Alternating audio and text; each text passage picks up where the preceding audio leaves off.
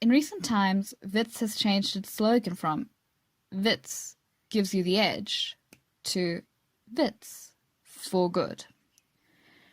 And perhaps this is what Wits sees an improvement, because everyone knows that repackaging the same shit and rebranding it is how we really get things done. It prompts follow-up questions like, Wits for whose good? It certainly doesn't feel like ours at the moment. Nevertheless, this suspect slogan, which, paired with our current circumstances, seems to imply that we are locked down to Wits for good. And yet, most of us hardly see the space. In the beginning of this year, artist collectives from our year put up posters around Wits, a practice that helped us feel a little less alienated from the grounds. But once again, our hopes for Wits being our space were dashed when campus control cracked down hard on our vandalism. Now we find ourselves 3/4 through the year, feeling between the lack of what Wits is able to provide for us and the anxiety of a crumbling economy's lack of job opportunities that await us when we leave.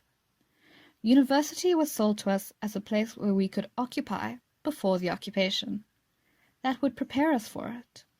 But these last years have stripped that veneer and revealed the neglected, rotting wound underneath, a system of subjugation that we're complicit in. Arguably, this experience has prepared us for the harsh, real world. But then, what was the point of going to university and paying the fees if we're just going to have to do these things on our own? This is where our proposal comes in. University may be continually fucking us over, but complaining about it has created a sense of community and collective, though our degrees of being fucked do vary across the board. It's strange how solidarity and isolation have worked in tandem like this, and it's one of the reasons why, for our presentation on independent spaces, we've chosen to invite everyone to a social gathering at Wits.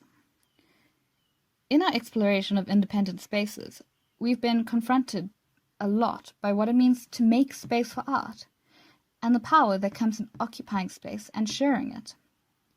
What becomes important for independent art spaces isn't the property itself, but the people who find the strength and drive to hold spaces. We don't want to just learn about that, we want to do it. Note, due to COVID, the social gathering has been cancelled.